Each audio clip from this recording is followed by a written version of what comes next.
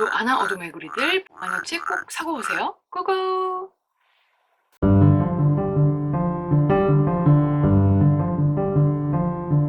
안녕하세요. 마감지옥에서 돌아온 창작멘토 복마녀 편집자입니다. 오늘은 그 마감지옥에서 만든 뜨끈뜨끈한 책 복마녀의 시크릿 단어 사전 소개와 활용법을 이야기할 건데, 책을 사든 안 사든 솔직히 이 영상 자체만으로도 도움이 되실 거라고 생각해요. 오늘 이 영상의 주제는 이 책 정말 좋아, 무조건 사야 해, 이게 아닙니다. 댓글은 영상 끝까지 보시고 달아주세요. 이 책의 밑바탕에는 저희 신념이 들어있습니다. 현재 웹소설을 포함한 장르소설 작가 지망생을 타깃으로 하는 산업, 뭐죠? 글쓰기 교육 강의, 자료 모음 도서 같은 출판 등등 너무너무 잘 팔리죠. 너무 잘 되고 있죠. 저도 물론 제자들을 가르치고 있기 때문에 이 산업에 포함되어 있어요. 그런데 정말 자주 제 신념과 어긋나는 상황이 너무 많이 보이더라고요. 사실 그런 후기가 올 때마다 저는 조금 가슴이 아픕니다. 빨리 데뷔하고 일찍 뜨고 싶은 건 모든 창작자가 원하는 거죠. 하지만 여러분, 제가 질문을 해볼게요. 공장에서 찍어낸 것 같은 작품을 만들고 싶은가요? 웹소설 장르는 예전부터 양판소라는 말을 정말 많이 들었는데, 여러분 정말 양판소를 만들고 싶은가요? 이 질문에 어떤 작가 지망생도 누구도 네 라고 답하지 않습니다. 소설 집필은 사용 설명서대로 조립만 하면 되는 장난감 조립이 아닙니다. 그런데 작가 지망생을 타깃으로 하는 산업에서 이걸 부추깁니다. 그리고 작가 지망생들이 이걸 원합니다. 남의 선택, 남의 도움, 남이 만들어준 것만 가지고 소설을 써서 그 소설로 데뷔했다. 그 다음에는 어떻게 되는 건가요? 그 사람이 작가로, 정말 작가로 성공할 수 있을까요? 저는 아니라고 봅니다. 물고기를 잡아서 떠먹여주기를 바라는 사람은 당연히 작가가 될 수 없어요. 그 될 수 있을 거라고 생각하는 게 좀 이상하지 않을까요?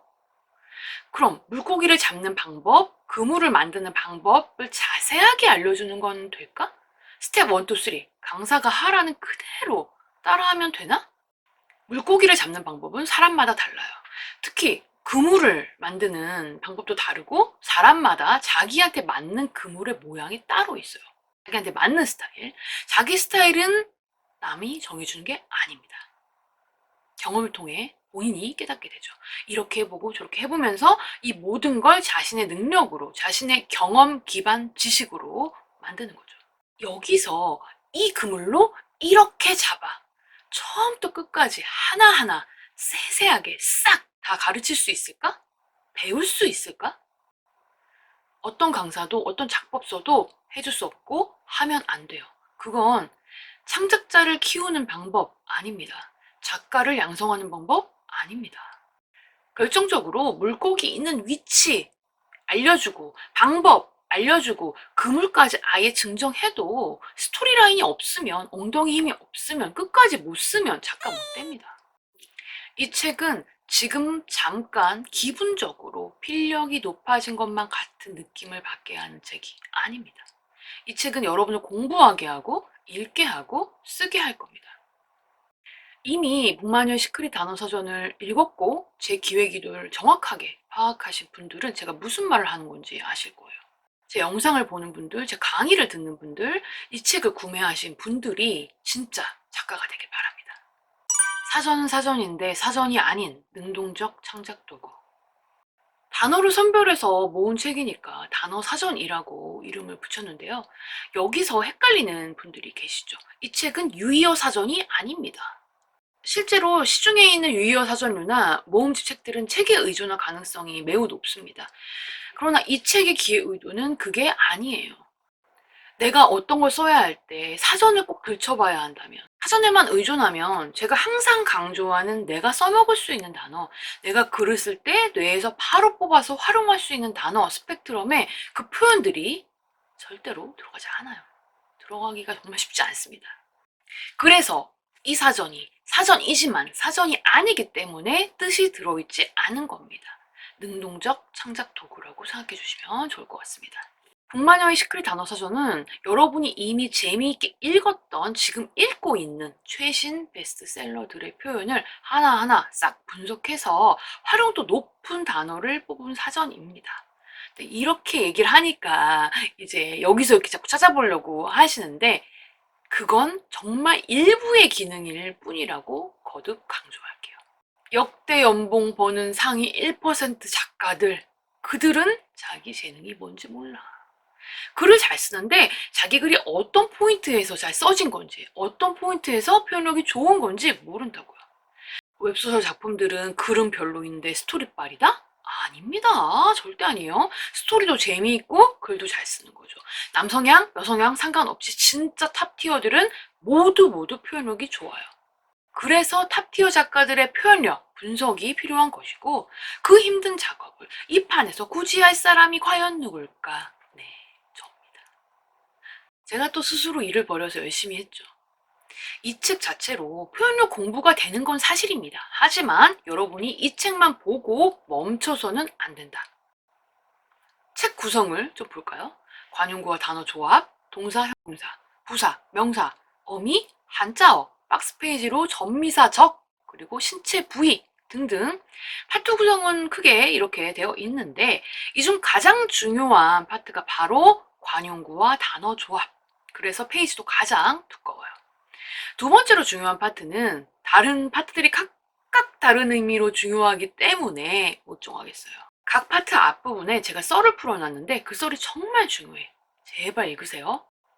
읽으라고. 참고로 인물의 말투가 다양하지 않아서 고민하는 분들은 어미 파트를 확인해주세요. 거기에 좀 많이 넣어놨거든요. 작가 지망생이 빠지는 이중함정, 맥락과 뉘앙스. 멋진 글을 쓰고 싶은 욕망이 있는 작가 지망생은 집필 과정에서 이 행동을 반드시 하게 됩니다. 원래 썼던 표현을 어려운 단어로 굳이 바꾸기. 이 행동을 하게 되죠. 여기서 큰 함정에 빠지게 됩니다. 그 함정의 이름은 무엇인가? 바로 유의어. 유의어 사전 룰을 이미 구비하신 분들도 계실 것이고, 네이버 사전 검색을 하거나 이제 그런 단어 찾는 사이트 같은 걸 찾아보기도 하죠. 유의어라는 것은 글자는 다르게 생겼지만 유사한 의미를 가진 단어를 말합니다. 이 유의어의 함정이 뭐냐? 바로 맥락과 뉘앙스를 헷갈리는 거죠.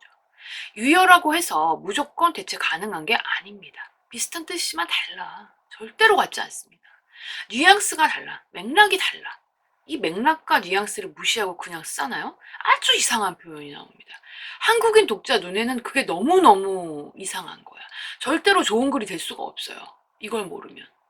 한국어의 모든 단어에는 맥락과 뉘앙스가 있습니다. 이것 때문에 외국인들이 한국어를 배울 때 힘들어하죠.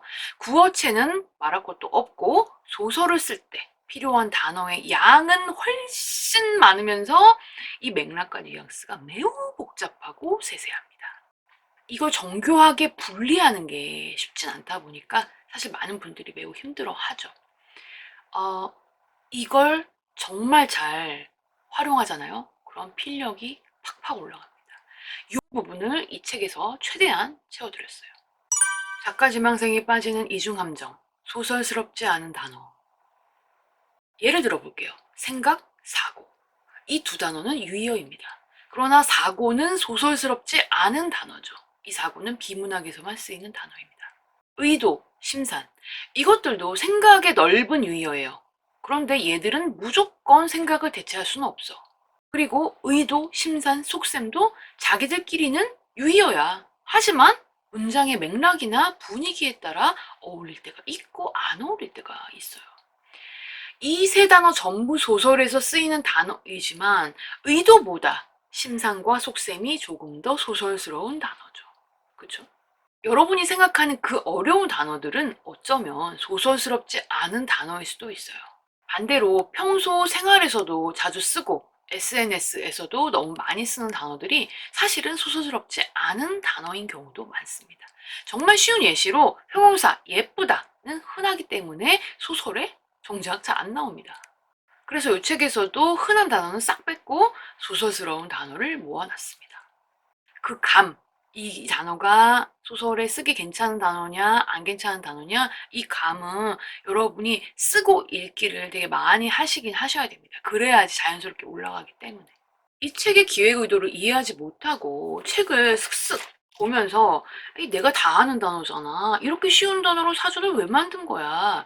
하는 분들한테 할 역질문은 놀랍게도 프롤로그에 또 제가 적어놨습니다. 이 프롤로그는 제가 알고 있기로 미리 보기에 나와요. 근데 도대체 왜 안 본 거야? 그 역질문을 다시 한번 하겠습니다. 아는 단어라면서요. 쉬운 단어라면서요. 그런데 왜 그 아는 단어를 자유롭게 써먹지 못하고 백날 첫날 쓰는 단어만 반복하고 있는 걸까요? 이것이 이 책의 기획 의도이자 활용법이자 저의 신념입니다. 단어 스펙트럼.